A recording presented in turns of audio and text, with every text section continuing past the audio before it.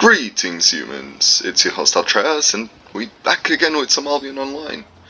So on the last episode we did the bow build, and this episode quite a lot has changed. As you can see, we have a bit more silver than we had on the last episode, and I keep saying last episode for some reason. It might be the pressure of, recording the voice while doing the video. Anyway guys, I'm getting sidetracked here. So the difference between, in between episodes, what I did is I actually did an Albert build because I couldn't tank anything at all. So I kept dying to stags. I was losing a lot of silver on repairing my equipment. So I got the Adept Scholar Cow with the energy shield. So basically every time we take damage, we regain energy, and we also got a bit more of a defense in there. And I don't think I did, but did I not set this?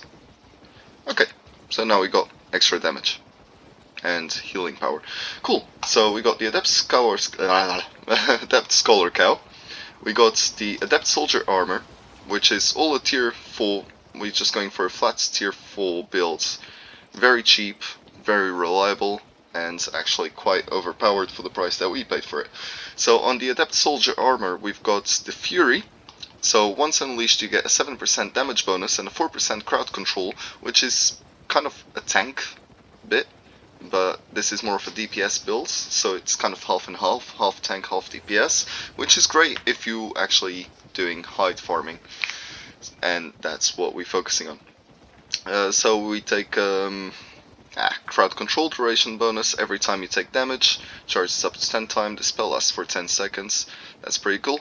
And we got also the authority, which is a 10% increase in CC duration, and we got the Spirit Crush on the third, which is normal attacks apply a debuff on mobs, which reduces their max health by 12%, so we can actually kill the stags or any hide animal even faster.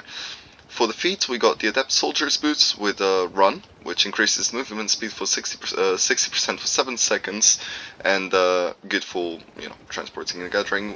We can use the run or the Wanderlust. Actually, I prefer to have the Wanderlust when I'm farming, and I prefer to have the run when I'm changing cities and going for black zones or something like this. So it's easier to get away if I'm being ganked. On the secondary we got Toughness, which the incoming damage is reduced by 2.4%. Sometimes I do change it with the Courier when I overload it, but it's rare because right now when I'm farming I'm using the Gathering Gear. So this is more really for when I'm getting ganked or when I'm doing some kind of PvE actions. We also got the Adept Scape, which it's pretty much self-explanatory. There is no extra spells or anything to it. There is only the item power, which in here we got a bonus 10 for quality, and as the quality is good, and we got 700 in item power. So that is our cape. We also got the Adept's Bag, which is pretty self-explanatory. We can carry another 200 kilos. It's just a full +1. Actually, that's where we the only item that is been changed. For the weapon, I mean, since it's a halberd build, we're using the halberd. We're using it with Rending Strike because we still haven't unlocked Reading Swing, which is what we're aiming for. We still need to get up to level 3, we only at level 1. We just got this build completed actually. So that's why we don't have yet this Reading Swing here, but as soon as we unlock it, we'll be using it. On the second slot, so our W, we got the Deadly Chop, which it takes a tiny bit to cast. It actually takes 0.5 seconds to cast, so it's not an instant cast, but it does an insane amount of damage, mainly because it is a 4.0 weapon.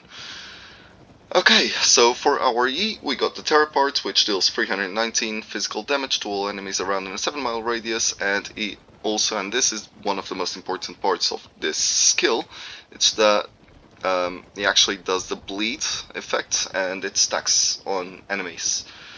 So once we get the reading swing, which is swings the weapon around, causing damage, and also inflicts a reading bleeds on an enemy, we'll be able to kind of double the bleed in just 2 hits. The third hit would be again the reading swing, so we'd get the third stack on enemies quite quickly. The healing they got received is reduced by 20% as well, and they also taking quite a bit more damage with the bleed. Okay, so we also got the deep cuts, which is every 4 normal attacks inflicts a bleeding on the enemy. This deals an additional 43 damage per second for 1.5 seconds. So this is just really an extra bleed. It doesn't stack up with the other ones and it doesn't really affect much, but it's here if we need it. So yeah, that's pretty much it for the builds that we're using right now. We also got chicken pies because we've been gathering.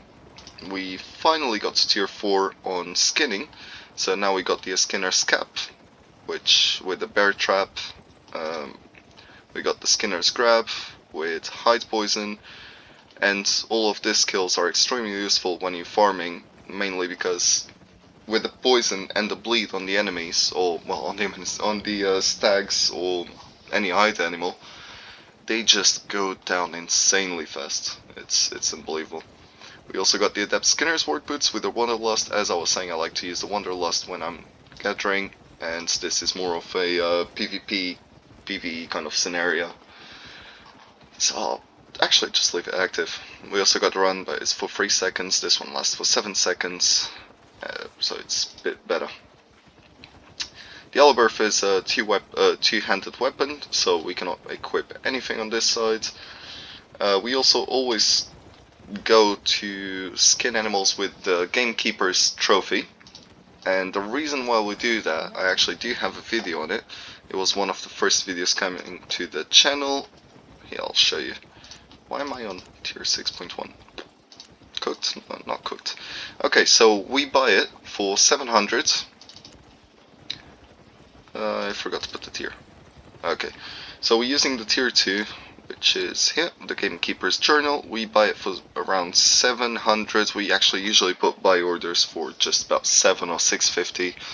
They actually get sold quite fast. I'll show you here.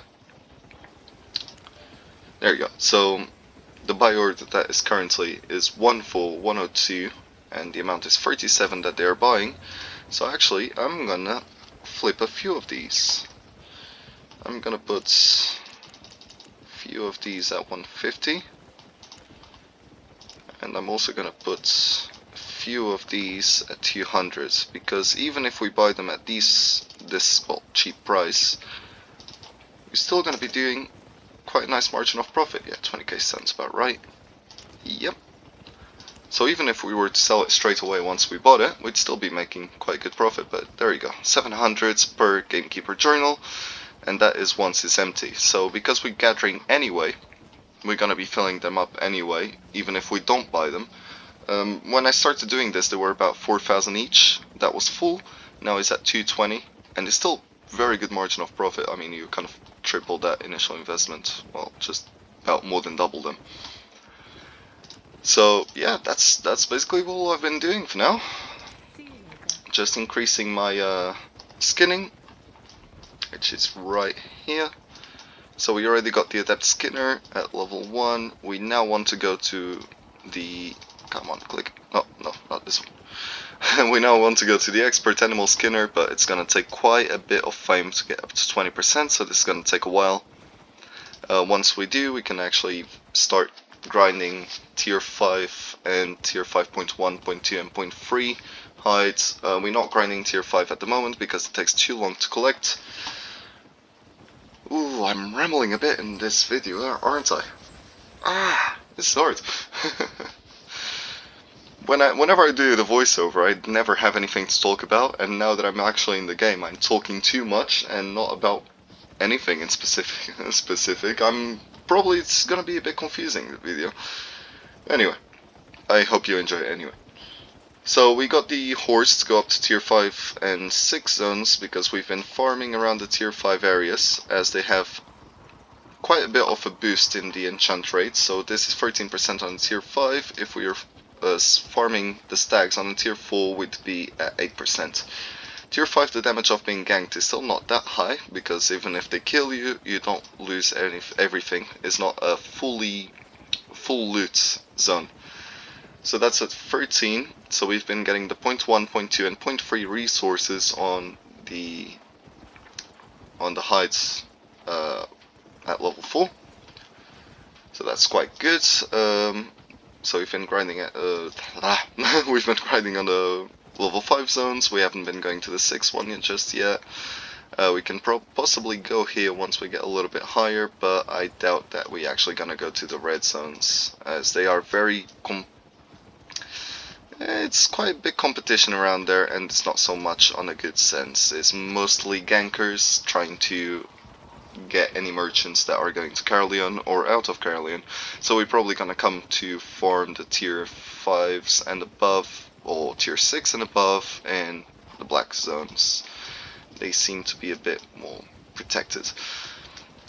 One other thing that we are gonna be doing, not on this episode but in a future episode, we're gonna start doing some city trading between Bridgewatch and Carleon, and maybe some other cities like Marlock or Fort Sterling, Lyndhurst,